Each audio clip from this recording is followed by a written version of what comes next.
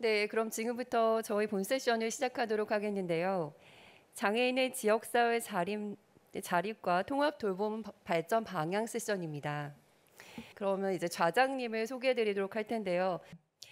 먼저 한국장애인개발원 최경숙 원장님의 양력을 간단히 소개해드리겠습니다.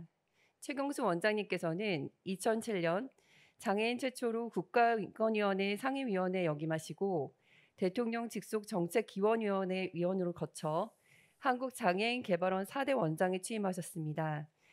2019년부터 한국의 장애인 정책 개발과 자립 지원을 위해 지속적인 노력을 해주시고 계십니다. 그럼 본 세션의 좌장이신 최경승 원장님께 마이크를 넘기도록 하겠습니다. 네, 안녕하십니까. 장애인의 지역사회 내 자립과 통합돌봄 발전 방안 세션의 좌장을 맡은 최경숙입니다. 제주특별자치도에서 개최하는 본 세션은 장애인의 자립과 관련한 국내외 다양한 사례와 정보 공유를 통하여 장애인이 지역사회에서 행복하고 인간답게 살아갈 수 있는 환경을 마련하기 위한 논의의 장입니다. 그럼 오늘 세션에 참석해 주신 참가자분들을 먼저 소개시켜 드리겠습니다. 너무 감사한 분이고 제일 멀리 계신 분을 먼저 소개하겠습니다. 지금 이분이 계신 지역은 벨기에이고요. 아마 벨기에 현지 시각은 지금 새벽 6시 한 33분, 34분 정도 됐을 것 같습니다. 이른 시간에도 불구하고 발표자로 흔쾌히 참여해 주셨습니다. 화상으로 참가해 주신 유럽 자립생활 네트워크의 이네스 블리 코조카리우 사무총장님입니다. 사무총장님 인사해 주십시오.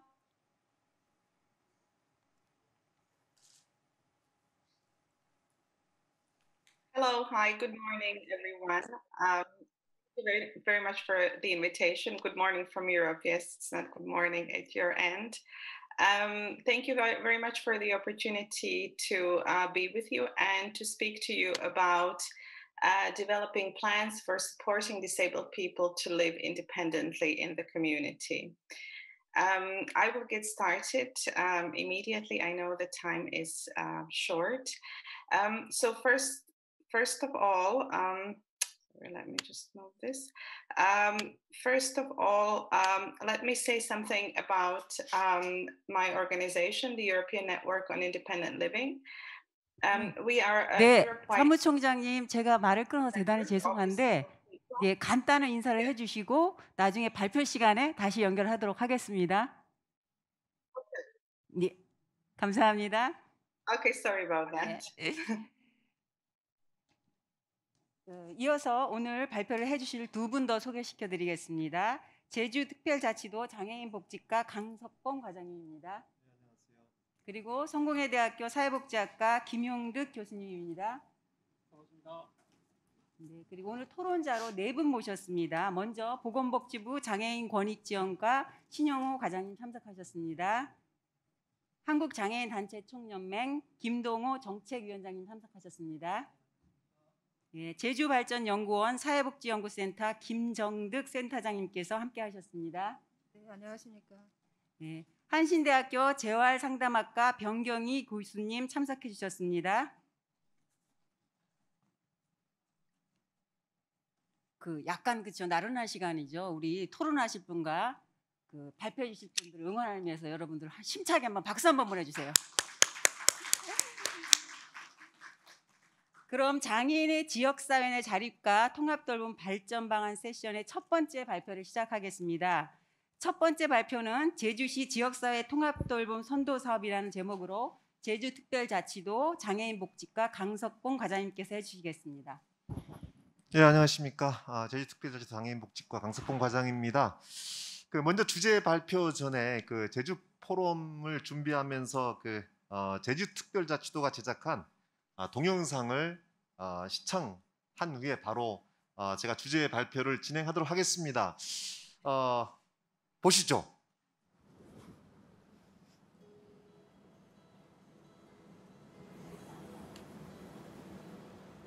시원한 바람도 맞으면서 일하는 게 좋아요.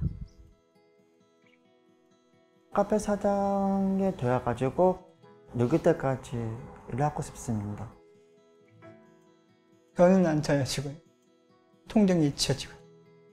모은 다음 나도 집중해야 되고. 혼자서 방 꾸밀 수도 있고 하고 싶은 것도 할 수 있어서 좋아요.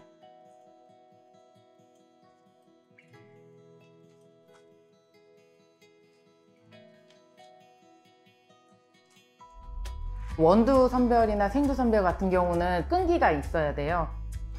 자폐성 장애인분들 같은 경우는 꾸준하게 앉아서 계속 보면서 그런 부분도 잘 하시는 분들도 있고요. 장애인분들 특성을 잘 매칭을 해서 직무를 찾아준다고 하면 어느 누구보다도 더 잘하는 직업인이 될 수 있을 것 같습니다. 작년에 커피 수업한 적이 있었는데 라떼를 그리는 게 너무 신기해가지고 카페 일하는 걸 꾸몄습니다. 카페를 일할 때 집중력이 되게 필요해요. 쉬는 시간 때 그 커피를 공부하고 있습니다. 평화의 마을에서 19년 동안 일을 했습니다.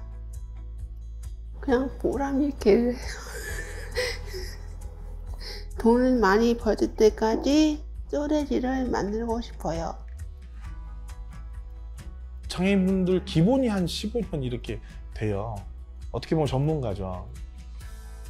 본인들도 그렇게 느껴요. 최고의 수세 장애인. 거기서 오는 자신감으로 이분들이 세상을 살았으면 좋겠어요.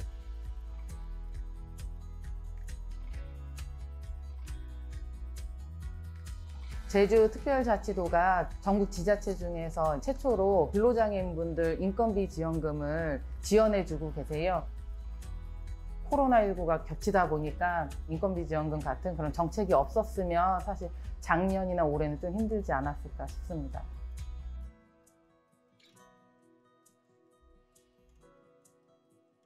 저희가 진행하고 있는 지역사회 통합돌봄 사업은 민과 관이 협력 체계를 구축을 해서 주거, 보건의료, 돌봄, 복지 서비스를 통합적으로 제공하는 서비스를 이야기를 합니다. 전국적으로 지역사회 통합돌봄 지원센터가 설치되어져 있는 곳은 제주시밖에 없습니다. 돌봄에서 또 핵심적인 부분은 장애인이 머물 공간이 있어야 되는 거예요. 여기 혼자 오면서는 이제 혼자 청소도 하고 규칙적인 생활도 할 수 있어서 좋았어요. 행복플래너 선생님이 일상생활도 도와주고 안전하게 생활할 수 있는 거에서 가장 도움을 많이 받고 있어요.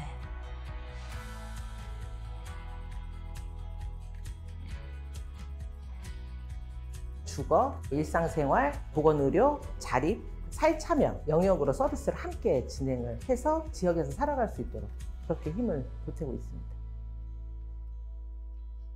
장애인에 대한 편견 그리고 장애 감수성에 대해 배제되어지는 내용을 보완하기 위해서는 국가의 정책이라든가 지방자치의 장애인복지 정책이 좀 더 단단하게 이루어져야 된다. 정책과 국민의 의식 수준은 저는 같이 간다라고 생각하고 있습니다.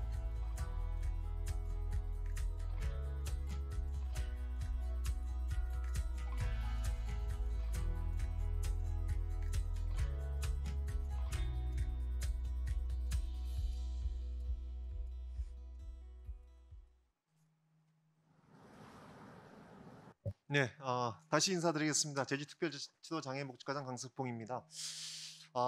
사실 제가 지금 시간이 딱 10분 30초를 발표를 하게 됐습니다. 오늘 그 제주 포럼 장애인 세션은 물론 작년에 이게 준비를 했었습니다만은 코로나19로 인해서 취소가 됐었고 원래 첫 시도입니다. 국제 세미나로서는 첫 시도이고 이런 그 통합 돌봄이라든가 자립 관련된 그 세미나를 통해서 국내외에 그 사례를 이제 공유를 하고 그다음에 이 새롭게 제주 지역 또 새롭게 재설계하는 그런 의미 있는 자리가 됐으면 좋겠습니다. 우선 주제 발표를 해주신 토론에 참여해 주신 국내외 우리 그 전문가분들 감사를 드리고 오늘 또 그 코로나로 인해서 유튜브로 이제 중계를 하게 됩니다. 유튜브를 시청해 주시는 분들께도 감사를 드리겠습니다. 앞으로 제주 지역도 장애인 자립이라든가 가족 돌봄이 이제 부담을 덜 수 있도록 더욱 노력하고 또 그 최선을 다하고자 합니다. 사실 그 코로나19로 인해서 그 현장 및 대면 서비스가 이제 그 제공하는데 어려움이 있습니다. 그럼에도 불구하고 돌봄은 멈춰서는 안 된다는 기조유에 돌봄을 주고받는 사람들이 사실 만나기 굉장히 어렵죠. 결코 돌봄은 멈춰서는 안 되는 불변의 법칙이라고 생각이 듭니다. 사실 그 99마리의 그 양보다 한 마리의 길 잃은 어린 양을 돌보는 복지의 보편적인 그런 그 개념이라고 이해한다고 보면 긴급 또 틈새 돌봄 서비스를 통해서 돌봄의 어두운 꽃을 제대로 밝히고자 하는 우리의 그 노력을 평가할 수 있는 척도라고 생각이 들기도 합니다. 제주 지역의 등록장애인은 2020년 12월 현재 그 36,655명입니다. 매년 1.6%씩 증가를 하고 있고요. 또 2026년도는 아마 47,700여 명 정도로 추산하고 있습니다. 노인 인구 또한 2026년 이후에는 그 20% 이상인 초고령 사회로 진입할 거로 예상이 되고 있고요. 사실 그 지역사회 통합 돌봄 사업을 통해서 그 복합적인 어떤 그런 그 돌봄의 개념, 주거, 보건의료, 요양, 돌봄, 또 독립생활 등을 통합적으로 지원하는 어떤 서비스 정책입니다. 그래서 지금 2019년 6월부터 해서 2020년 12월까지 제주시에서 이게 통합 돌봄 그 정책 사업을 지금 시행을 하고 있습니다. 발달 장애인이라든가 또 뇌병변 장애인을 대상으로 하고 있습니다. 우리 지역에 사실 그 장애인이라는 노인 인구가 증가를 하고 있고 이에 따른 돌봄의 어떤 그런 그 사각지대가 발생을 하고 있고요. 또 가족 돌봄 부담으로 인해서 보건, 복지, 의료에 단편적이고 그리고 분절적인 서비스가 이제 제공이 되면서 통합적인 어떤 케어 그 제공에 한계가 이제 다다랐죠. 그래서 사회 경제적 비용이 이제 증가 추세에 있습니다.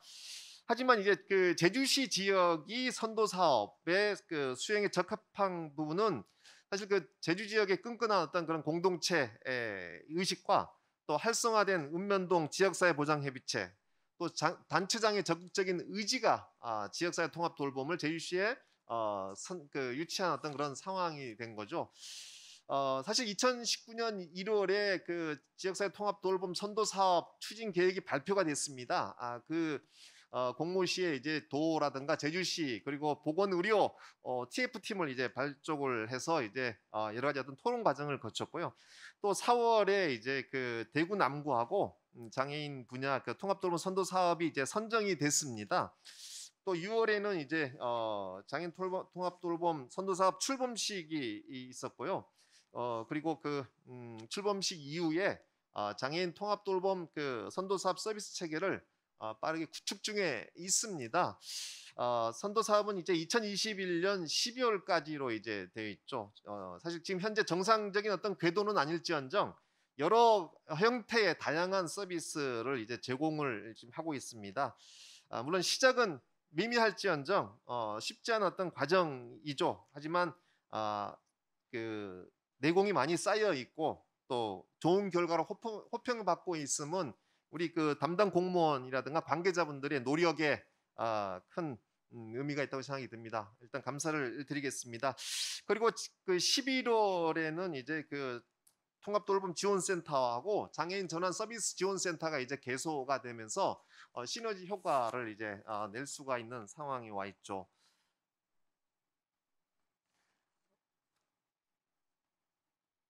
네, 통합돌봄은 사실은 그 26개의 읍면동에서 케어 창구가 이제 개설이 됐죠. 그리고 그 전담 인력이 배치가 됐습니다. 현재 이제 전담 인력 중에 이제 복지직과 이제 간호직이 돼 있고요. 그다음에 이제 그 기존의 수행 기관에서 이제 그 서비스 이용자를 신청 접수를 받았었는데 행정 그 케어 안내 창구에서 이제 그 수행하고 있습니다. 그리고 이제 그 통합돌봄 선도 대상자는 이제 제주시에서 지금 하고 있지만 2020년 12월 현재 49만 2천 명 정도가 도내 제주시 인구입니다. 이 중에 이제 등록 장애인이 한 25,261명, 제주시 인구의 5.13%를 차지하고 있습니다. 그리고 그 발달 장애인이나 뇌병변 장애인들이 한 5,368명 정도가 있는데 등록 장애인은 한 21.3%를 차지하고 있습니다. 그리고 여기에서 이제 심한 장애인이 4,333명 정도인데 한 81% 정도를 차지합니다. 그럼으로 인해서 심한 장애인들이 이제 그 81% 결국은 이제 돌봄에 대한 정책적인 어떤 그런 요구가 이제 필요한 상황입니다.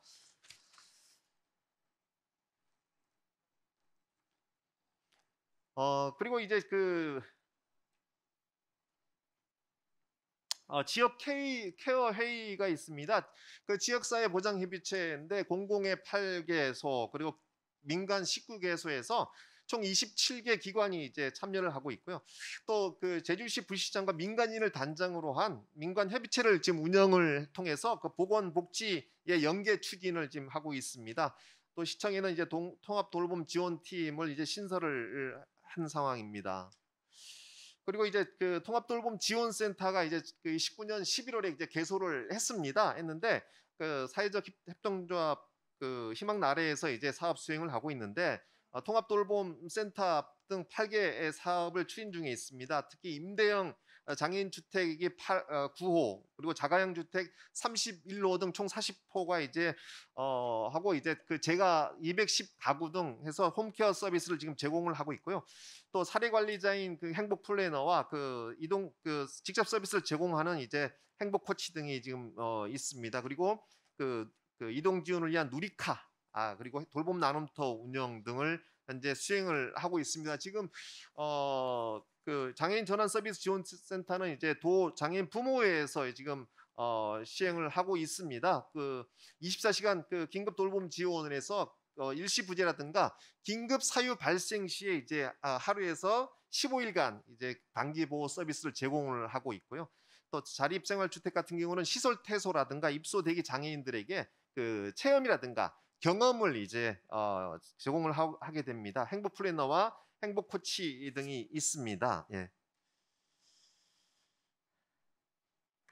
자, 선도 사업의 특징적인 부분은 타 지역과 좀 비교해서 차별적인 부분은 기존 수행 기관이 담당하던 서비스 이용 신청 접수를 읍면동 케어 창구에서 이제 담당하고 있고요.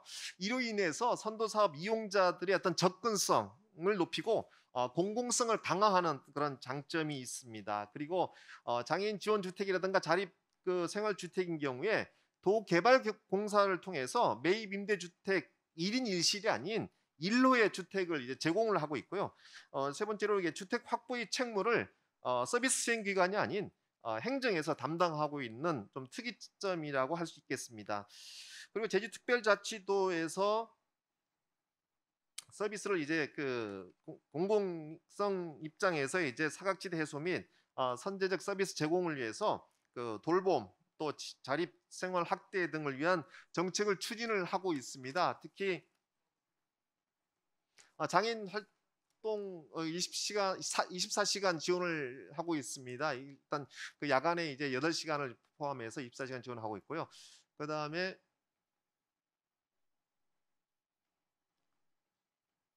여성 장애인 가사 도우미 또 여성 장애인 가정 도우미를 통해서 서비스를 이제 제공을 돌봄 지원 관련된 서비스와 자립 관련된 서비스를 제공을 하고 있습니다.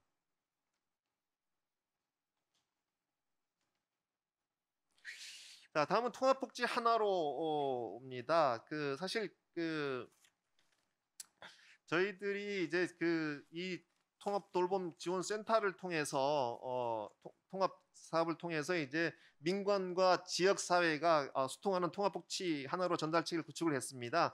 사실 정부에서 이제 신청주의에서 제공되는 게 366가지 정도가 있습니다. 360여 가지 중에서 개인의 정보력에 의해서 이제 2중 3중에 중첩되거나 소리 없는 약자는 이제 제외되는 경향이 있죠. 그래서 민과 관 지역 사회가 서비스 제공 과정 등의 협업 특히 분절되고 중첩되어 있는 그 여러 가지 어떤 효과성과 복지 체감도가 이제 저하되는 부분을 읍명동 그리고 지역 사회가 결합된 통합복지 하나를 통해서 전화 한 통으로 이제 보건 의료 복지 서비스를 욕구에 맞는 어떤 원스톱 지원 체계를 이제 구축을 합니다.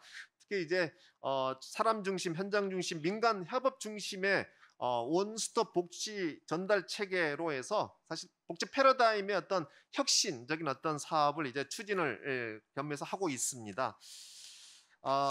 결론적으로 이제 그 우리 지역 특성이 타 지역과 다른 어떤 독자적인 모델 개발이 이제 선행돼야 된다고 생각이 들고요. 그리고 제주형 통합 돌봄 서비스 모델을 이제 항구적이고 더 지속적인 어떤 시스템으로 구축을 함으로 인해서 우리 지역 장애인들이 지역 사회에서 함께 살아갈 수 있는 그런 정책적인 자립 통합 돌봄의 토대를 구축하고자 하는 그런 구축하고자 하고 이제 만들어 가고자 합니다. 예. 시간이 너무 이렇게 마치겠습니다. 네, 감사합니다. 감사합니다. 강석봉 과장님. 이제 강석봉 과장님께서는 2019년 6월부터 시작되었죠. 제주시 지역사회 통합돌봄 선도 사업에 대한 발표를 해주셨습니다. 이 사업의 대상자는 이제 발달 장애와 뇌병변 장애인이고요. 이제 이 사업 추진을 위해서 도청에 전담 팀이 설치됐다는 말씀도 해주셨고, 또 가장 이제 우리 과장님께서도 강조해서 말씀하신 것 중에 하나가 이 사업이 이제 간뿐만 아니라 민과 간이 아주 공고한 협력 체계를 구성하면서 그 협력 체계를 통해서 수요자나 이용자 중심의 통합돌봄 서비스 지원이 되게 많은 노력을 기울이고 있으신 것을 말씀을 해주셨습니다. 또한 이제 장애인의 이런 자립을 또 보장하기 위해서 필요한 주거, 복지, 의료, 이동권 등의 보장을 위한 다양한 노력, 특히 활동 보정 24시간 서비스, 그리고 여성장애인 가사 도우미 등 여러 가지 차별화된 서비스를 제공하기 위한 제주도의 노력에 대한 말씀도 해주셨습니다. 그리고 이제 처음에 과장님께서 발표를 하실 때 강조해 주셨던 것이 이제 비대면 사회가 되더라도 돌봄은 멈춰서는 안 된다 하는 말씀해 주시면서 이 사업에 대한 강한 의지를 말씀해 주셨고, 네. 그리고 이제 무엇보다도 이렇게 선도적으로 사업을 할 수 있었던 배경에는 제주도민이 갖고 있는 공동체 의식이 가장 중요했다는 말씀도 해주신 것을 인상 깊게 들었습니다. 다음은 두 번째 발표입니다. 한국장애인 통합돌봄을 주제로 성공회대학교 사회복지학과 김용득 교수님이 발표를 해주시겠습니다. 교수님 부탁드립니다. 네, 반갑습니다. 네, 저 성공회대학에 근무하는 김용득 교수라고 합니다. 제가 제목을 정할 때 되게 고심을 많이 했는데요. 이제 어떤 말씀을 드려야 되나 하면서 그래서 제목을 보시는 것처럼 한국 장애인 통합 돌봄 이렇게 이제 정했고요.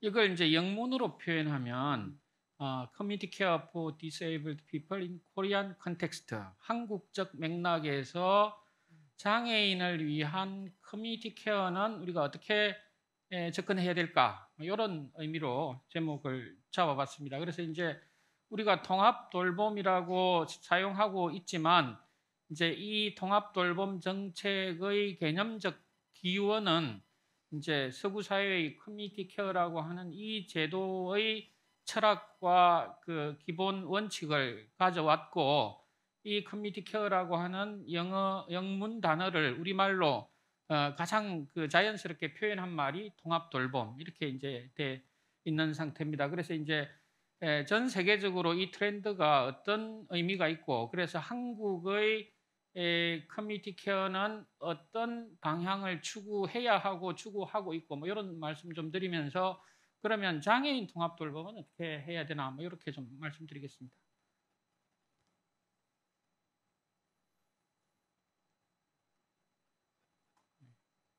이게 다음 페이지.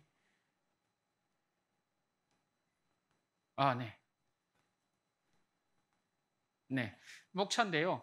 목차는 크게 이제 세 가지로 정해봤습니다. 이제 개념적으로 커뮤니티 케어와 한국의 통합 돌봄이 지금 어떻게 이렇게 지형을 만들어 나가고 있는지 이걸 좀 말씀드리고, 그다음에 이제 장애인 통합 돌봄이라고 이야기할 때 우리가 어떤 숙제로 받아야 되느냐 이런 말씀을 좀 드릴 거고, 이제 세 번째는 각 지역에서 지역 특성을 고려해서 이렇게 채택할 수 있는 하나의 대안은 어떤 것들이 있나 뭐 이렇게 좀 말씀드리겠습니다. 첫 번째 주제가 되겠습니다. 이건 빠르게 좀 지나가겠습니다. 이게 이제 개념과 그 접근 방법의 이야기라 이게 이제 굉장히 긴 설명이 필요한 주제이긴 하지만 그냥 압축적으로 이렇게 아주 빠른 속도로 말씀드릴게요. 지금 이제 우리가 흔히 이제 전 세계적으로 이야기하는 커뮤니티 케어의 의미는 이 표의 그 가로 세로축 기준으로 보면 가로축으로 보면 크게 세 가지 지향을 말합니다. In the community, decentralization by the community. 이렇게 이제 서비스를 지역이라는 공간 안에서 지역의 주도적인 힘으로 또 그 힘을 발휘하기 위해서 지방 정부 중심으로 가는 방향이다. 이게 이제 큰 하나의 축이고요. 그 다음에 이제 통합 돌봄이 커버하는 영역은 돌봄 수발이라고 하는 그 전통적 영역. 그 다음에 치료, 간호라는 보건의료 영역, 그 다음에 관심, 지원 이렇게 표현되는 전통적 사회복지 서비스 영역 이런 것들이 다 포괄되고 그리고 우리가 이제 커뮤니티 케어하면 여기에 3 곱하기 3의 19개 영역을 다 포괄하는 의미입니다. 그런데 각 지역과 국가의 특성에 따라서 이런 것들을 취사선택하는 경향이 있다 이렇게 보시면 될 것 같고요. 그 다음에 이제 통합돌봄 정책이 왜 하필 요즘 이렇게 우리에게 중요하게 강조되는가 하는 이야기인데 간단히 말씀드리면 영국은 커뮤니티 케어 정책을 공식 국가 아젠다로 띄운 게 1990년입니다. 이때 이제 노인 인구 비율이 15.7%. 그런데 이제 우리가 2018년에 커뮤니티 케어 통합돌봄을 띄울 때 노인 인구 비율이 14.3%. 그런데 정말 우리가 이제 놀랍고 정말 우리가 이 치밀하게 준비해야 되는 이유로 보이는 수치는 2026년이 되면 한국이 영국의 노인 인구 비율을 초과하게 됩니다. 그래서 이게 우리가 지금 이제 이미 2021년이기 때문에 5년 사이에 엄청난 변화가 이제 빠른 속도로 오고 있다. 이게 이제 2018년에 이제 감지되면서 영국이 90년에 15.7%의 커뮤니티 케어를 채택한 거와 한국이 2018년 14.3%에서 커뮤니티 케어를 시작한 것 이게 사실 우연의 일치가 아니다 이런 측면이 있습니다. 그 다음에 이제 요 그림은요 우리가 커뮤니티 케어를 하자는 게 무슨 하나의 프로그램을 만들고 하나의 전달 체계를 구축하고 이런 수준의 문제가 아니라 지역 전체의 서비스의 흐름 자체를 지역 주도적이고 자발적이고 체계적이고 상호 연동적으로 구축한다 이런 의미입니다. 그래서 이제 요 그림을 자세히 들여다보면 이제 세부적인 내용들이 설명될 수 있지만 그냥 이제 보시는 대로 큰 틀에서 보면 이런 것들이 망라돼서 잘 흘러가는 그런 어떤 모습이다 이렇게 이해하시면 될 것 같습니다. 그 다음에 이제 이 통합 돌봄이 이제 보건 영역과 복지 서비스를 다 포괄하는데 이제 이 둘 다를 이야기하면 되게 그림이 커지기 때문에 복지 부분 중심으로 생각하면 서비스 영역의 분담 체계라고 하는 게 보시는 화면 중심으로 왼쪽은 정부 영역, 오른쪽은 민간 영역인데 정부는 진입 창구 역할을 하면서 민간이 하기 어려운 일부 직접 서비스를 운영하고 그 다음에 오른쪽 보시면 민간은 지역 밀착형이라고 하는 이런 협동 생산이나 공동체 접근 그 다음에 바이 커뮤니티로 이렇게 설명되는 이런 영역을 하는 그런 역할과 또 하나가 이제 개인 기속형 이게 이제 노인 요양이나 장애인 활동 지원이나 이런 것처럼 개인에게 급여량이 딱딱 떨어지게 정해지는 이런 것들을 효과적으로 잘 수행해 주는 것 이게 이제 민간의 영역이고 이 네 박자가 잘 어우러가는 상태를 우리가 어떻게 만들 것이냐 이렇게 과제가 되겠습니다. 그 다음에 이제 요걸 조금 이념적 가치 지향으로 설명하면 통합돌봄의 복지 서비스 영역을 실례로 된 과제는 보면 크게 보면 좌우로 자립 지원과 상호 의존 이 두 축이 두 날개가 있고 자립 지원은 사실 우리가 아주 오랫동안 꾸준하게 계속 강화하고 있고 그런 방향으로 추구하고 있는데 이제 여기서 우리가 지금 제주에서도 이제 시범 사업에 선도 사업에서 시도하고 있습니다만 지원 주택이나 이런 새로운 것들은 좀 더 새롭게 도입해서 강화하고 그 다음에 오른쪽에 있는 상호 의존의 문제는 우리가 그 전통적인 그런 그 강점이기도 하고 또 사회적 경제나 이런 주체들을 좀 더 지원하고 또 지금 복지관이나 이런 데들이 좀 더 주도적으로 활동을 해서 그 지역 사회 주민의 주도성, 이용자의 자기 주도성 이런 것들이 잘 어울려서 지역이 주도가 되도록 하고 지방 정부는 이거를 잘 엮어낼 수 있도록 하는 것 이게 이제 과제가 되겠다 이런 표현입니다. 그 다음에 이제 한국의 통합돌봄은 그래서 18년부터 지금 현재 법안 발의된 상태고 여기 과정으로 보면 제주는 1차 선도 사업에 장애인 분야 1차 선도 사업이 시작됐고 2차 선도 사업에 스키포시가 이제 2차 선도 사업을 하고 있고 이런 상태죠. 그 다음에 이제 2021년부터는 융합형이라고 하는 선도 사업이 이제 시행되고 있습니다. 이 융합형은 그 이전에는 지금까지는 장애인 분야 선도 사업, 노인 분야 선도 사업, 정신질환자 분야 선도 사업 이렇게 구분을 했다가 2021년부터는 우리가 실제 상황은 이게 구분되는 게 아니라 지역의 노인, 장애인, 정신장애인 등이 하나의 시스템 속에서 이제 그 이용해야 되기 때문에 이거를 만들어 보자 하는 게 융합형이 되겠습니다.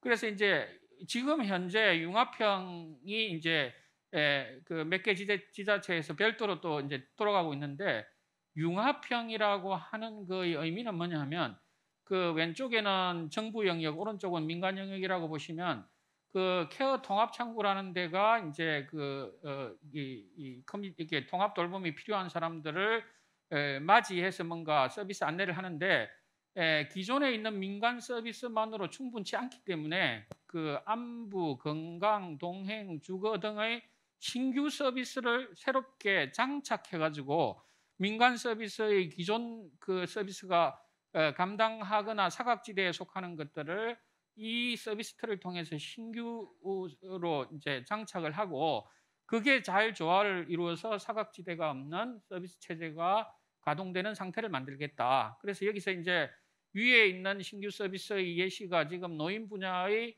선도사업 지역에서 주로 하고 있는 서비스 메뉴들인데 거기에다가 이제 장애 특화된 지원 서비스의 신규 서비스를 넣으면 이게 이제 노인과 장애인을 위한 통합 돌봄이 되는 거고 여기다가 정신장애 특화 서비스를 추가를 하면 노인, 장애인, 정신장애인 이걸 다 포괄하는 그런 모형이 되는 거죠.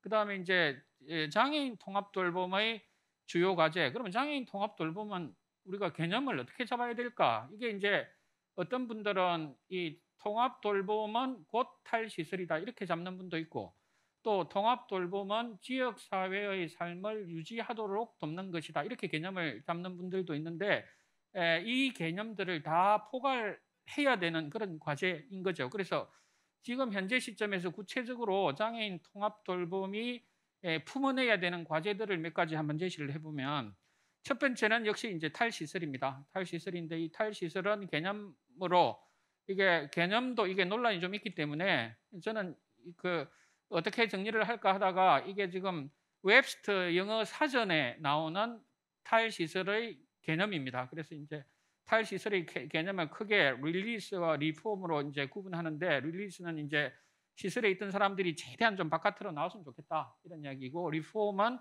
기존 시설들이 좀 분리의 공간이 아니라 지역사회 생활의 하나의 거점으로서 지역사회와 통섭하는 그런 그 좀 연결되는 공간으로 그 공간의 모습을 바꾸자 뭐 이런 게 이제 리폼입니다. 이 둘을 같이 해 나가는 일 이게 탈시설이다 이렇게 보시면 될 것 같습니다. 이 그림은 그냥 생략하고 지나가겠습니다. 구체적으로 이걸 설명하는 그림이고요. 그 다음에 이제 우리 통합 돌봄이 안고 가야 될 또 새로운 주제 중에 하나는 이제 그 장애 인구 고령화입니다. 지금 이제 2020년 기준으로 그 장애 인구 전체 장애 인구 중에서 65세 이상 비율이 50%입니다. 49.9%. 그리고 이제 여기서 더 주목해야 될 게 1인 가구 비율. 1인 가구 비율이 전체 장애인 대비 빠른 속도로 증가하고 있다. 그래서 2017년에 17.4% 이런 게 20년에 27.2%. 이게 굉장히 급속도로 빨라지고 있습니다. 그래서 이 문제에 대한 대응을 통합 돌봄이 잘 포함해야 되겠다. 이렇게 이제 말씀드릴 수 있고. 그 다음에 이제 발달장애인 지원 이것도 독립적으로 큰 숙제 중에 하나입니다. 이제 여기 보면 특히 50세 이상 중년 이상에 이르는 발달 장애인들은 같이 사는 부모님들이 대략 그 발달 장애인 본인이 50세쯤 되면 부모님들이 대략 80세가 좀 넘어가시기 때문에 그 적절한 어떤 보호 역할을 좀 하기가 좀 어렵다. 그래서 이때 집중적인 지원 체계가 잘 작동하지 않으면 이제 그 시설에 입소하거나 뭐 이렇게 되는 대안밖에 없는 그런 상황에 놓일 수 있기 때문에 이렇게 되지 않도록 그 지원 주택을 포함해 가지고 뭐 이렇게 대사정과 같은 그런 그 건강 관리 이런 거에 대한 집중적인 준비가 필요하다 이런 내용입니다. 그다음에 이제 일반적으로 건강 지원 지금 이제 장애인 건강 지원법이 또 별도로 있고 그래서 그거에 의해서 지역 장애인 보건의료센터가 운영되고 있고 CBR이 이제 같이 가고 있고 그다음에 이제 방문 보건 사업도 건강 지원의 한 축으로 작동하고 있고 그래서 이제 이 축도 그 주목해서 좀 활성화되도록 하는 게 필요하겠다.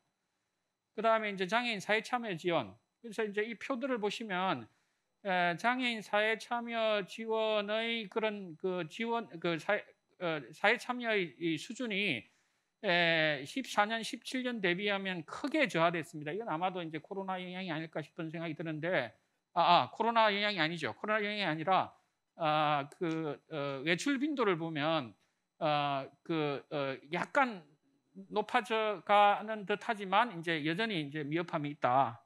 이제 이런 설명이고요. 제가 그다음에 이제 마지막 주제로 장애인 통합돌봄 시행안을 크게 세 가지로 구분을 해봤는데 장애인 통합돌봄을 그럼 우리가 이제 어떤 개념으로 가져갈까? 그래서 이제 첫 번째 안은 장애인의 자립, 사회 참여 뭐 이런 거에 대한 요구는 노인 인구 대비 좀 더 강한 편이기 때문에 이 통합돌봄의 운영 일환은 장애에 관련된 지원을 커뮤니티 스포츠라고 하는 좀 폭넓은 개념으로 잡고 이 범위도 일상생활, 주거, 건강 이런 것뿐만 아니라 직업, 교육, 권익, 이동, 이런 문화생활 이런 것까지 포괄하는 굉장히 적극적인 안으로 개념을 잡고 가는 방안이 있다. 이게 이제 첫 번째 안이고요. 두 번째 안은 지금 대체로 많은 분들이 이제 여기에 맞추려고 노력을 하는데 노인 통합 돌봄의 결과 좀 최대한 맞추어 나가면서 주로 이제 그 포괄하는 서비스는 일상생활, 주거, 건강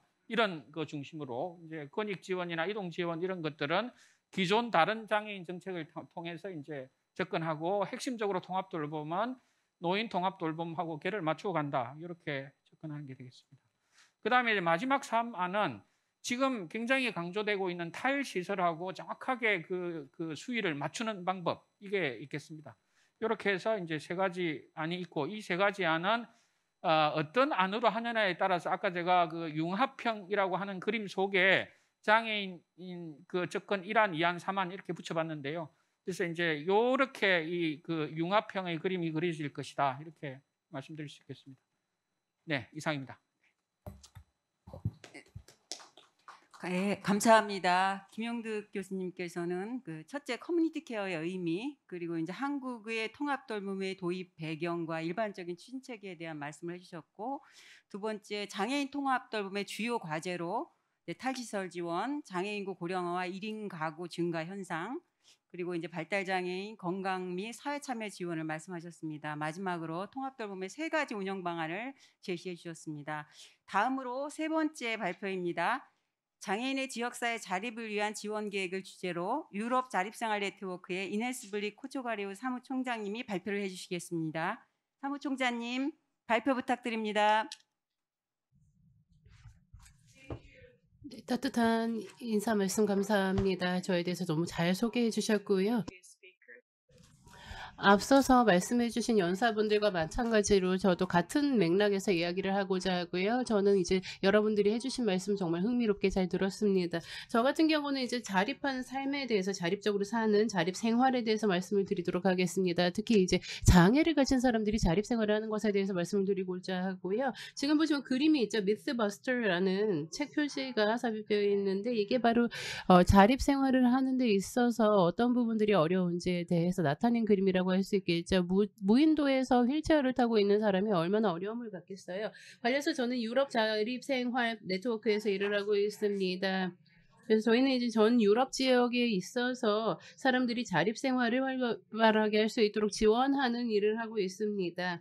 그래서 기본적으로는 풀뿌리 그룹, 즉 민간 단체라고 할 수 있겠죠. 그렇게 함으로써 사람들이 계속해서 이제 장애인 권리를 옹호하고 또 정당한 대우를 받고 살 수 있도록, 삶의 질을 누릴 수 있도록 하는 것을 목표로 하고 있습니다.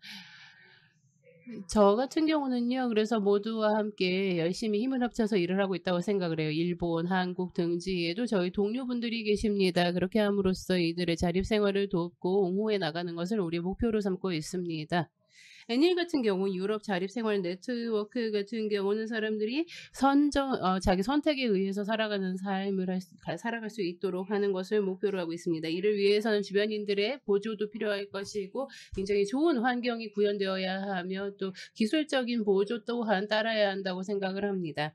이런 부분들을 모두 갖추어야만 이분들이 훨씬 더 자립적으로 생활을 하는 것이 가능하지 않을까라고 생각을 하고요.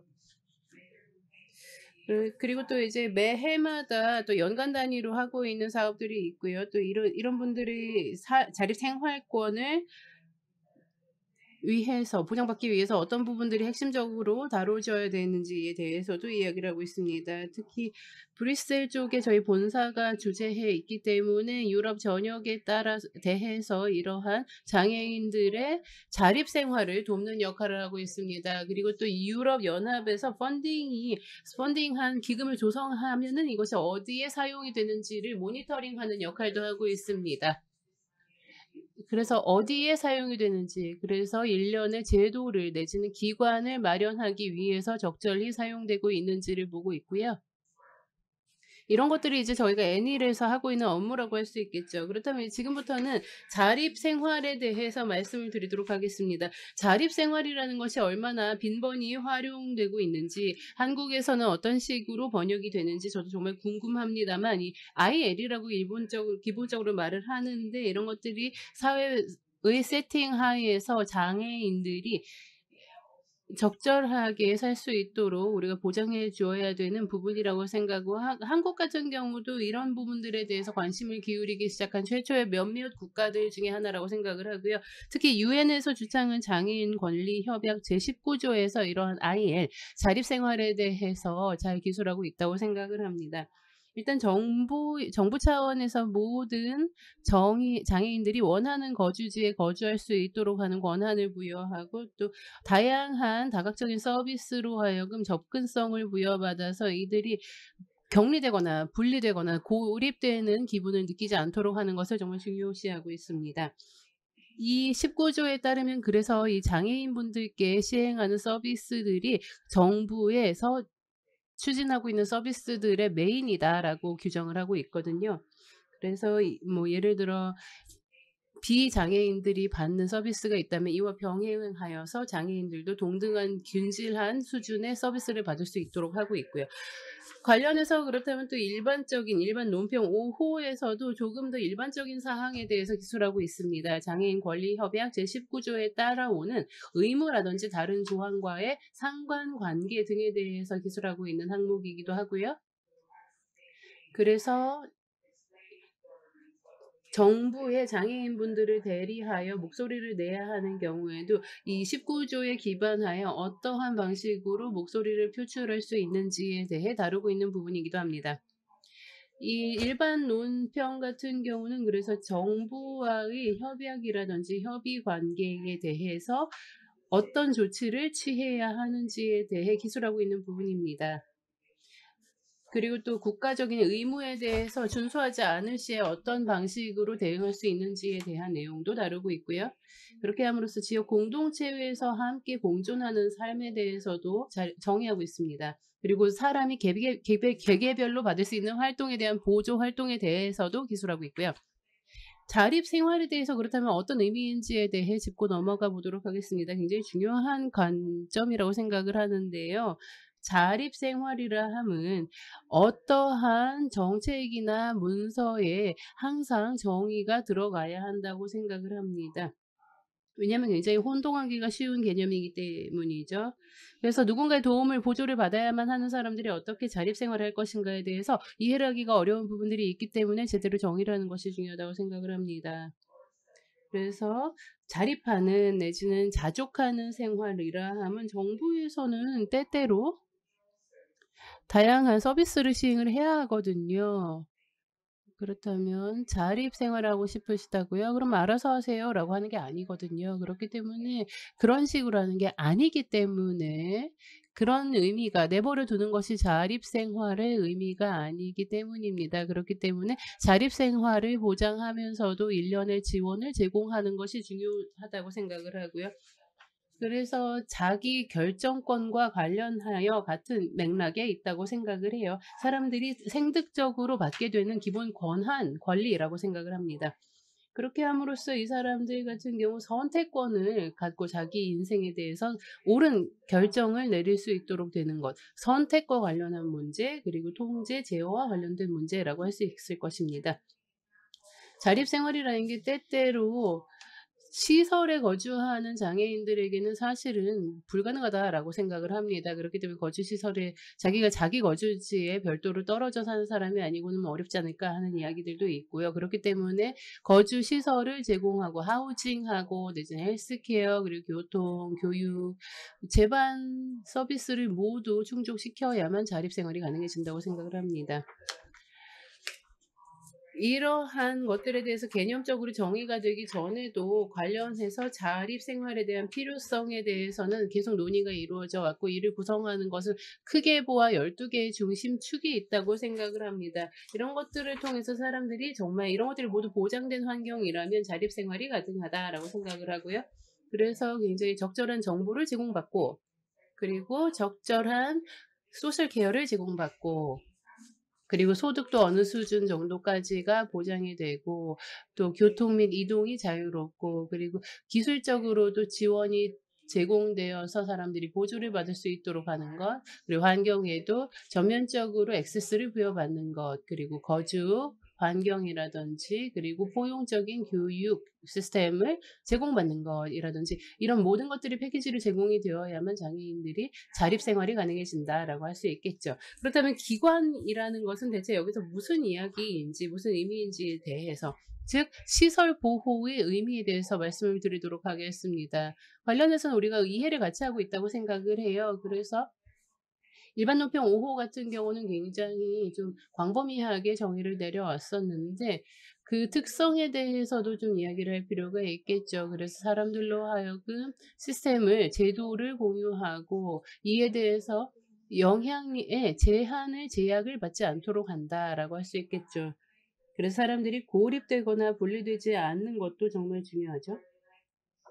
그리고 스스로에 대해서 자기 결정권이 있어야 하고 그런데 이제 시설에 있으면 이런 부분들이 부족하고 또 루틴이 많기 때문에 굉장히 경직된 루틴을 유지하게 됩니다.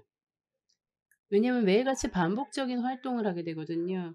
이런 상황에서 또 굉장히 가부장적인 접근 방식을 받기 때문에 그렇게 권한을 부여받았다라든지 내가 하고 싶은 일에 대해서 내가 결정한다라는 기분을 느끼기가 쉽지가 않아요.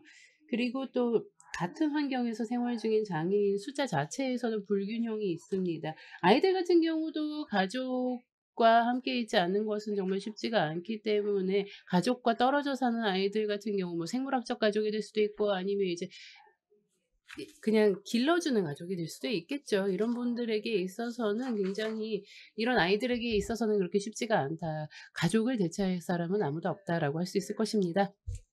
지금 보시는 거는 이 기관들 사진을 몇 개 좀 넣어봤는데요. 옛날 스타일입니다. 이거 옛날 유럽의 기존에 있는 오래된 낙후된 시설입니다. 일반적으로 이런 식으로 생겼고 이런 곳들은 거의 뭐 200명 정도를 수용을 하고 있죠. 그래서 이 아이들 그리고 성인들도 있고 이들이 굉장히 이제는 그렇게 많지는 않습니다만 여전히 남아있는 건 사실이에요. 이런 방식의 구식 시설들이 아직도 유럽 대륙 내에 많이 남아 있습니다. 지금 보시는 사진은 약간 더 현대적인 개념의 시설들인데요. 이것도 뭐 베스트라고는 할 수 없겠습니다만 최근에는 이런 방식으로 많이 지어지고 있는 게 사실입니다. 규모가 훨씬 작아졌고요. 그렇지만 장애인들 특히 10명에서 25명 가량을 수용합니다. 그래서 커뮤니티로부터 고립되고 분리된 사람들이라고 할 수 있겠지만 그럼에도 불구하고 사람들이 여전히 굉장히 또 제도화된 방식으로 다뤄지고 루틴이 있고 굉장히 경직된 일상을 영위하게 되며 그렇게 많은 선택권이 부여되지 않습니다. 지금 이런 신식 시설이라 하더라도 마찬가지다라고 말씀을 드리는 거고요. 그렇기 때문에 이 커뮤니티 같은 경우 굉장히 이러한 관습이라는 것이 결국 이제 다른 방식으로 전환되어야 할 필요가 있다라는 데 있어서는 각국에서 굉장히 동의를 하고 있는 바입니다. 그리고 대형 시설 같은 경우에서도 사람들이 이제 대형 시설에 있다 하더라도 이제 소형으로 그렇게 기꺼이 옮기고자 하는 것은 아니라는 것, 이런 부분도 굉장히 중요한 한 부분이라고 할 수 있을 것이고, 활동 보조에 대해서 말씀을 드리도록 하겠습니다. 장애인이 주도적으로 자기 결정권을 행사할 수 있도록 도와주는 것, 사람이 도와주는 것이다 라고 할 수 있을 거고요.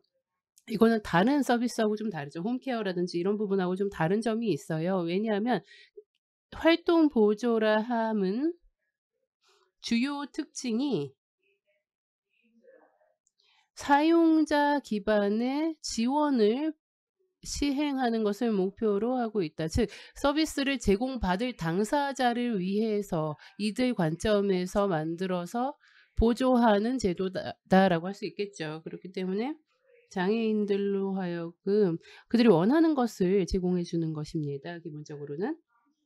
그래서 적절히 기능하기 위해서는 적절한 재정이 제공되어야 하며 적절한 임금이 제공되어야만 이 보조 역할을 하는 인력들이 정말 좋아하지 않겠어요? 그러니까 노동시장에서도 이러한 업계로 기꺼이 오고자 하는 사람들이 있어야 하고, 그러기 위해서는 적절한 소득이 보장되어야 한다라는 이야기입니다.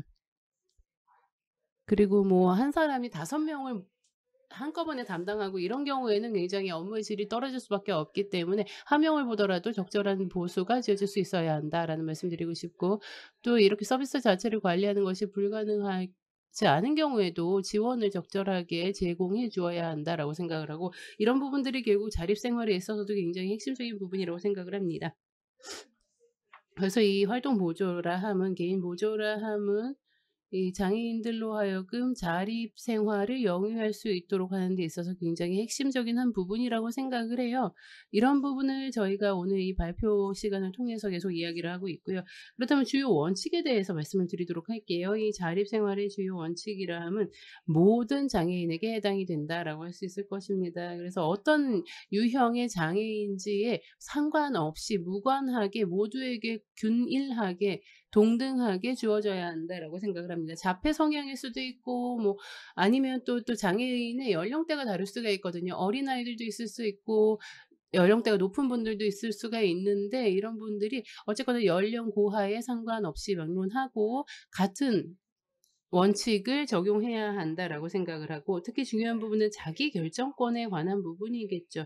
그래서 뭐 사는 곳에만 국한되는 것이 아니라 뭐 가족들과의 관계는 어떠한지, 그리고 채용은 지금 되어 있는지, 일을 하고 있는지, 내지는 교육 수준은 어떤지, 그리고 이동하고 싶은 권리라든지 기타 다양한 권리에 대해서 그들이 원하는 방식을 선택할 수 있도록 선택할 수 있는 권리를 부여하는 것, 이런 것들이 결국 자기 결정권이라고 생각을 하고, 이런 것들에 대해서 국가 차원에서도 입법을 통해서 보완을 해주는 방식도 있죠. 그리고 뭐 의학적인 서비스 내지는 뭐 기타 다양한 서비스라고 생각을 하기보다는 권리로 보는 편이 마땅하다고 생각을 합니다. 그렇게 함으로써 커뮤니티 내에서 이들이 실질적으로 완전히 포용될 수 있도록 소속감을 느낄 수 있도록 하는 게 정말 중요하다라고 생각을 하고, 또 다른 모든 정책들, 뭐 주거 정책이라든지 보건 의료 정책이라든지 교통 관련 정책이라든지 이런 것들 모두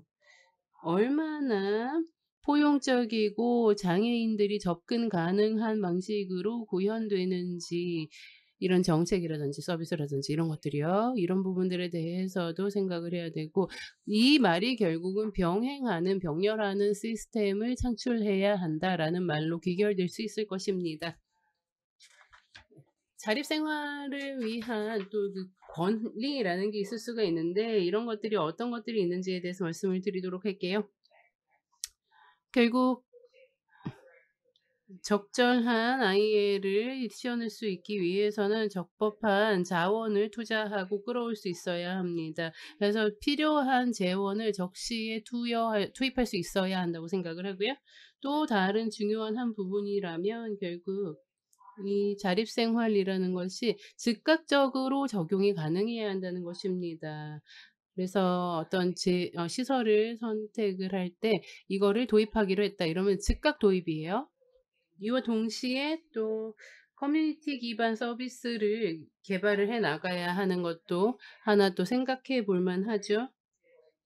그래서 이 PR이라 하여 Progressive Realization이라 하여 적극적 실행에 대해서도 고려를 해 볼 만한데 이런 것들을 통해서 사람들로 하여금 장애인들로 하여금 커뮤니티의 소속감을 갖고 포함되어서 살 수 있도록 하는 것이 정말 중요하다고 생각을 하고 이런 것들에 대해서 잘 이해가 안 되고 약간 오용될 소지가 있기 때문에 무엇이 그 의미인지에 대해서 적확하게 파악하고 있는 것이 정말 중요합니다.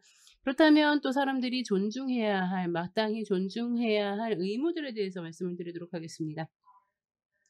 특정한 수의 조치를 취해야 한다라고 생각을 해요. 그렇게 해야만 자립생활에 대한 접근 장벽을 허물고 낮추는 것이 가능하다고 생각을 합니다. 그래서 새로운 프레임워크를 생각을 해야겠죠. 이를 위해서는 예를 들어 장애인들이 하여금 진입 장벽을 세울 수 있는 법률이나 정책, 구조들에 대해서 이런 것들을 폐기해 나갈 수 있는 노력이 필요하다라고 생각을 합니다. 또 단계적으로 탈시설화를 시도하는 게 정말 중요하다고 생각을 해요. 새로운 신규 시설을 설립하는 것이 불가능하고요. 그래서 이러한 의사결정에 기반하여 사람들이 이에 기반하여 정책을 수립하고 그렇게 함으로써 탈시설화를 조금씩 해야 한다. 새로 지을 필요는 없는 거예요. 왜냐하면 개인 생활로 보이더라도 커뮤니티 리빙으로 보여지더라도 이런 시설을 새로이 설립할 수는 없다라고 이야기할 수 있겠습니다. 그래서 가족들이라 하더라도 자립생활에 그렇게 간섭을 하거나 이런 것들은 불가능하다라고 말씀을 드릴 수 있겠고요. 이렇게 함으로써 자립생활에 대해서 그 가치를 옹호하고 수호해 나가는 것이 가능합니다. 딸이 될 수도 있고 아들이 될 수도 있고 이 시설에 살게 된다라고 하면 이 사람들이 탈시설화의 진입 장애물로 작용을 해서는 안 된다라는 의미로 말씀을 드린 거고요. 그렇게 해서 이 시설 차원에서의 케어를 계속 유지를 하더라도 제3자가 그렇게 개입하는 것은 불가능하다라고 말씀을 드리고요. 그리고 커뮤니티 리빙 즉 지역 사회에 있으니까 괜찮아라는 식으로 생각을 하고 시설을 세우는 걸 통제해야 된다, 제어해야 한다라는 이야기입니다. 그래서 개인의 요구사항에 기반하여 지원을 해 주어야 한다. 이게 바로 이제 중요하고 이를 위해서는 모니터링이 중요하다라고 할 수 있을 것입니다. 그리고 서비스 접근에 대해서도 차별하는 것 자체를 금지를 해야겠죠. 예를 들어 어떤 장애를 갖고 있느냐에 따라서 다르게 해준다는 게 아닌 거예요. 모두가 동일한 서비스를 받을 수 있도록 접근할 수 있도록 한다라고 할 수 있을 거고 정말 많은 수의 조치들을 이행을 함으로써 자립생활의 완전한 실현을 보장하기 위한 노력을 기울이고 있습니다. 이런 부분들이 정말 중요하다고 할 수 있고 또 굉장히 유용하다라고 할 수 있겠죠. 왜냐하면 각국에서는 이런 것들을 관련해서 전략을 수립하고 또 프레임워크를 만들어내기 위해서 노력을 하고 있는데 이런 부분들에 있어서 이러한 요소들을 고려를 하는 것이 정말 중요하고 효율적일 것이다라고 생각을 해요. 이렇게 함으로써 장애인 그들의 가족들의 역량 또한 강화할 수 있고 또 다양한 전략을 채택하고 또 구체적인 행동 계획을 채택함으로써 실제로 탈시설화로 가기 위해서 일부 내디딜 수 있다고 생각을 합니다. 또 장애랑 관련해서 비용이 발생을 하고 또 거주지 문제도 발생을 할 수 있는데 이들로 하여금 접근이 가능한 거주지를 제공하고 또 이들이 비용 차원에서도 이것을 부담하는 것이 가능할 수 있도록 제도를 닦아 나가는 것이 중요하다고 생각을 합니다.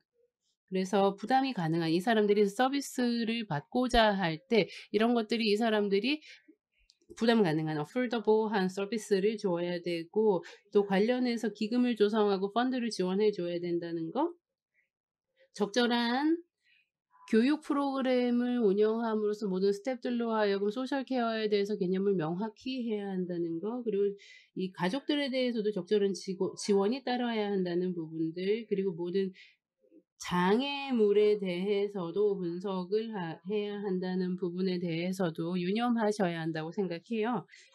그렇게 함으로써 이러한 장애 요소들을 조금씩 근절해 나가는 것이 가능하다고 생각을 하거든요. 마지막으로 제가 또 짚고 싶은 부분은요. 대단히 죄송한데 현지 사정에 의해서 좀 한 90초 내로 간단하게 정리를 해주시면 감사하겠습니다. 대단히 죄송합니다. 많이 그 발표가 지체됐습니다. 죄송합니다.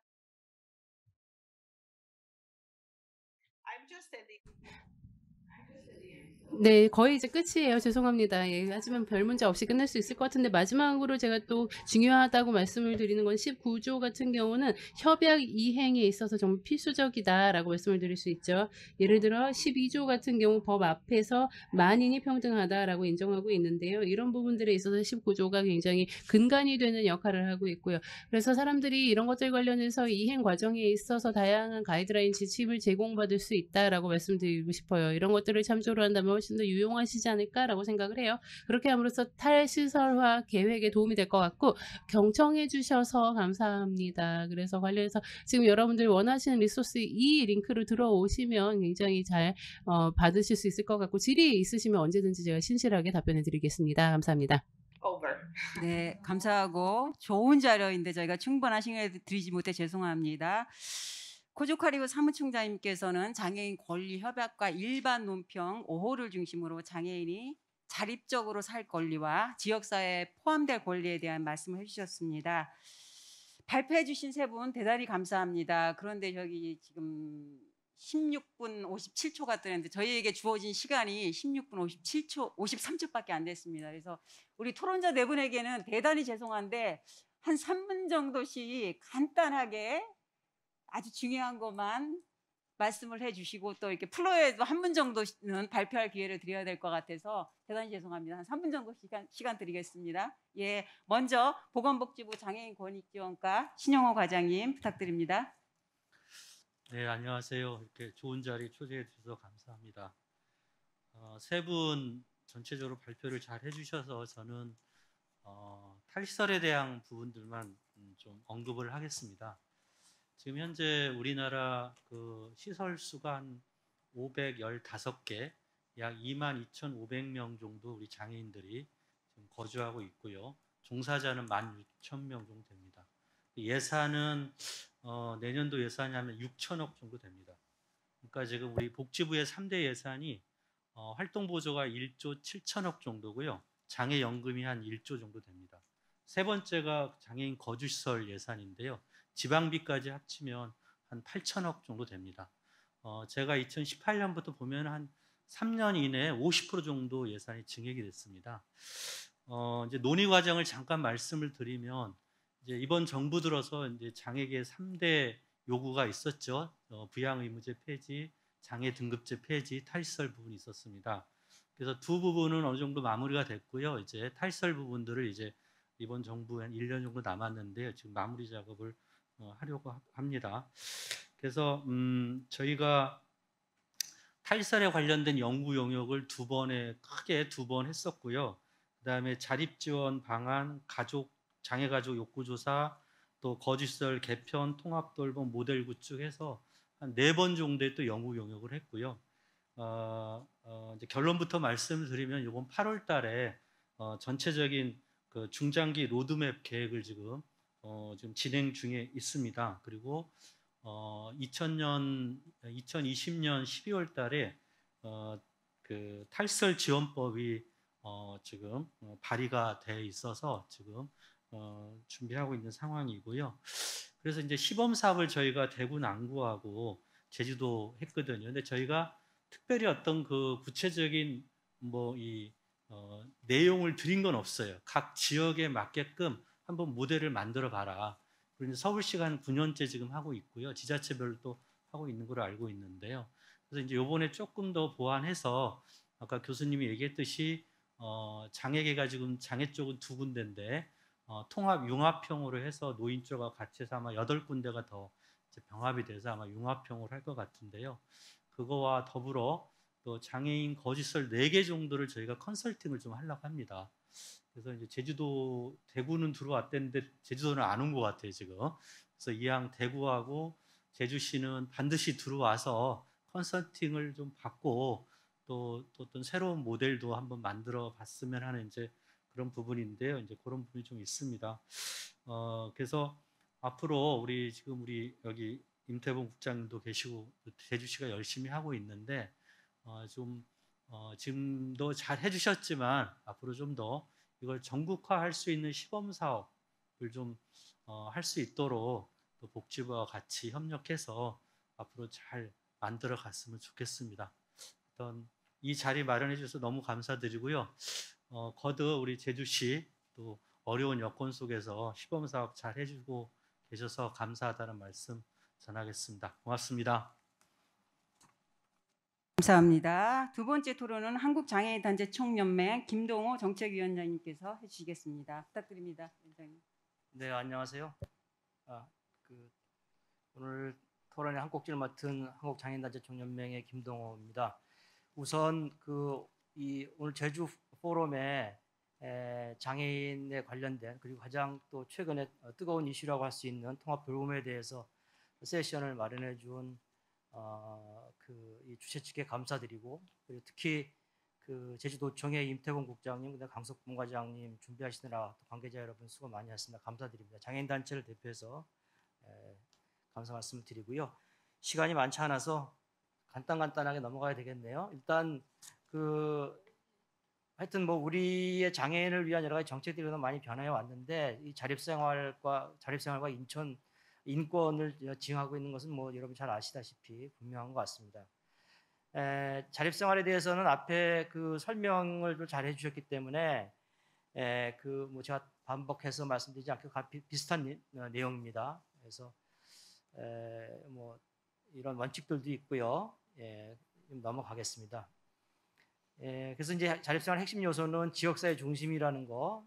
이 지역사회 중심이라는 거는 삶의 공간, 사회적 관계망, 사회적 역할, 다양한 사회적 자원 향유라는 이런 내용들이 바로 지역사회 중심에서 이루어진다는 거고, 앞에서 강조가 됐습니다만 포괄적인 지원 서비스라든가 장애인의 주도적 역할, 자기결정과 선택, 그리고 모든 장애인이 어떤 장애인도 예외되지 않고 다 포함되어야 된다는 것을 핵심적인 요소라고 할 수 있겠습니다.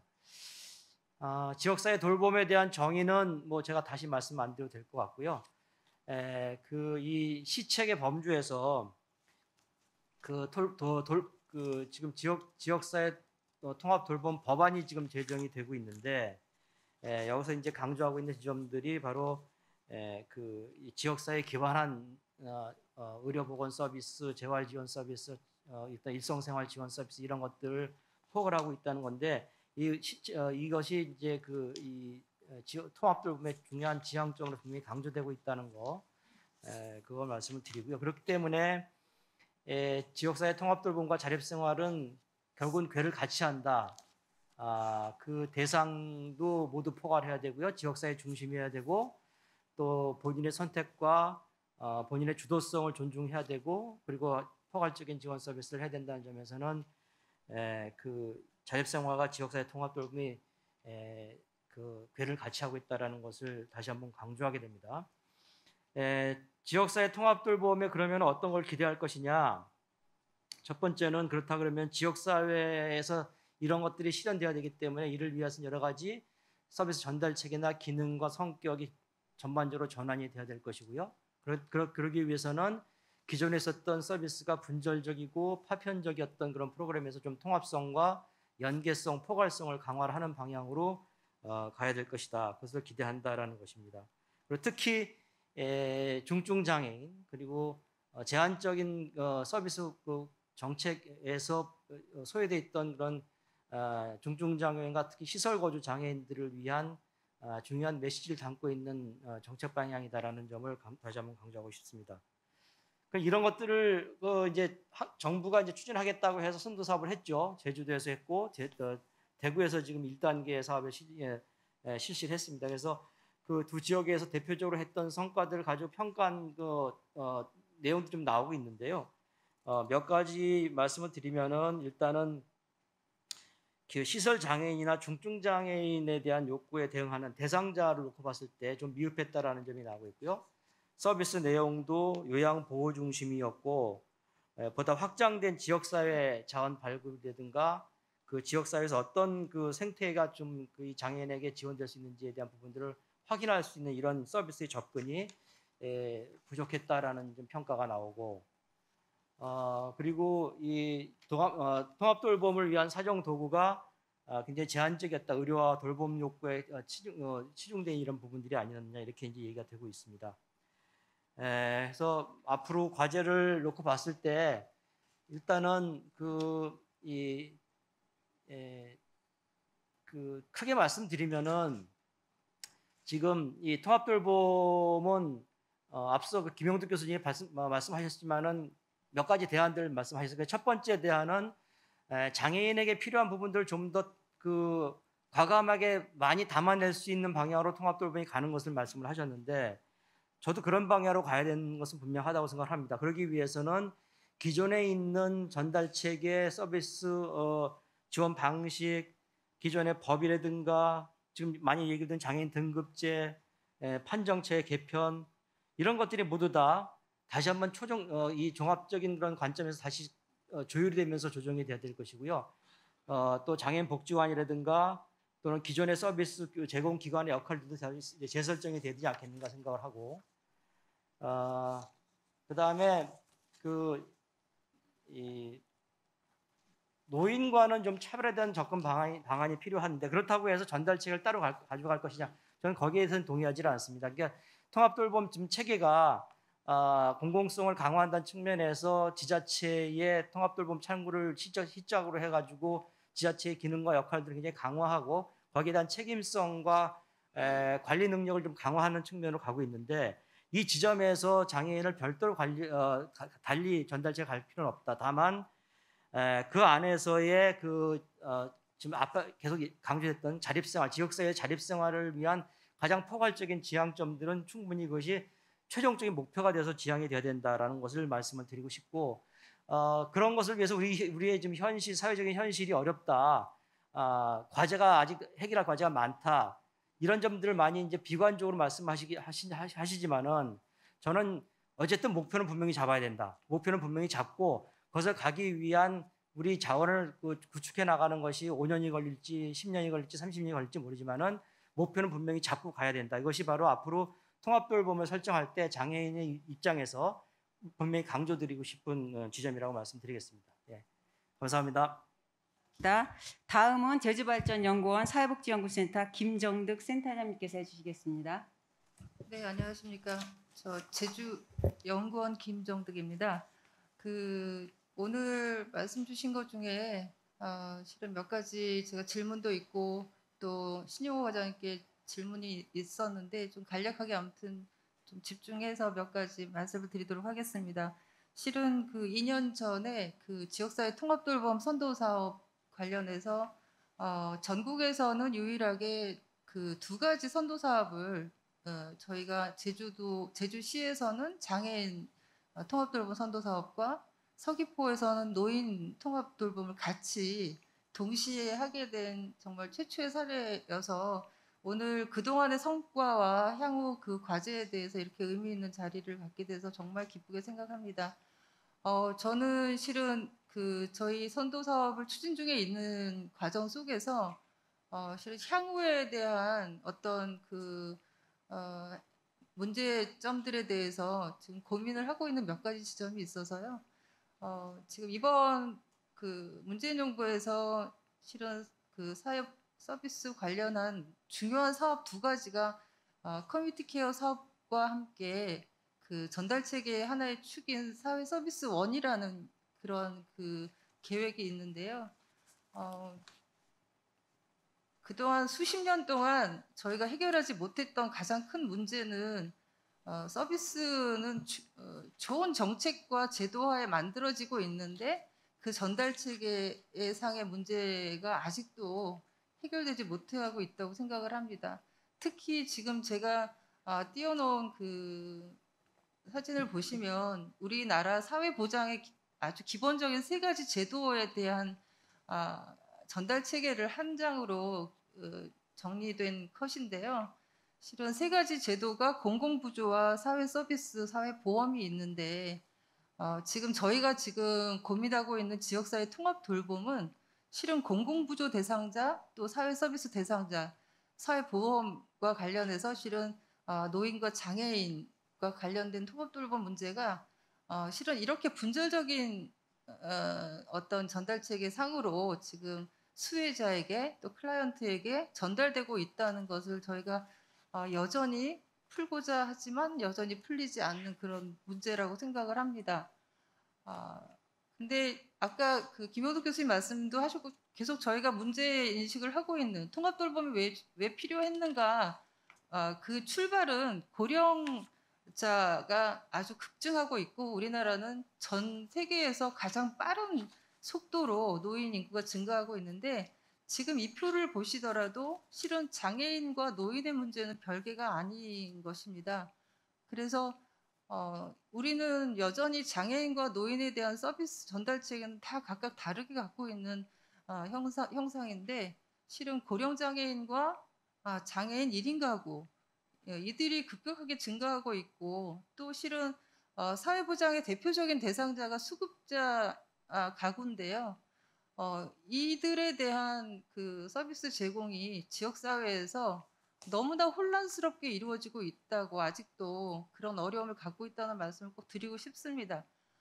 뭐 시간이 많지 않아서 제가 빨리 해야 되는데 이거는 지금 저희 제주형 지역사회 통합돌봄 그 모형을 저희 그 센터 연구 과제로 지금 제시를 하고 있는데 실은 아직도 실은 답을 찾지는 못했습니다. 그리고 2년, 3년 동안의 선도사업 이후에 지금 제주시에서 서귀포시에서 잘하고 있고 뭐 예산 범위 내에서 할 수 있는 정말 모든 그 사업을 하고 있다고 생각을 하는데 향후에는 그러면 그 재정 지원을 어떻게 할 것인가? 이 사업의 지속성에 대해서는 저희가 지역 사회 재정으로 이걸 감당하기엔 너무나 어렵다는 걸 다 알고 있는데 향후에 이 선도 사업을 전도에 확장할 때는 어떻게 해야 되는가라는 그런 문제점을 갖고 있습니다. 말씀을 좀 정리해야 될 것 같은데 그래서 실은 저는 사회서비스원 법률도 통과했고 제주도에서도 마찬가지로 사회서비스원이 지금 설립을 앞두고 있는데요. 가급적이면 진짜 중앙에서 부서별로 내려오는 새로운 사업들이 어떻게 보면 지역사회 통합돌봄을 효율성을 저해하는 요인이 되고 있습니다. 그래서 서귀포시에서 노인 통합돌봄 사업을 하고 있는데 갑자기 그 다음에 노인 맞춤형 돌봄 서비스라는 제도가 또 생겼습니다. 독거노인 지원 체계가 또 만들어졌어요. 그래서 이런 식의 부서별로 좀 일원화되지 못한 사업과 정책이 만들어지는 것에 대해서 조금 향후에 우리가 같이 풀어야 될 문제라고 생각하고요. 지금 제주시 아까 말씀드렸지만 제주시에서 장애인 통합돌봄 잘 하고 계신데 그 사업들은 실은 예산과 인력에 의해서 하고 있는 거라서 예산과 인력의 문제 어떻게 할 것인지 그 답을 좀 듣고 싶습니다. 이상입니다. 네, 감사합니다, 센터장님. 다음 마지막 한신대학교 재활상담학과 변경희 교수님 부탁드립니다.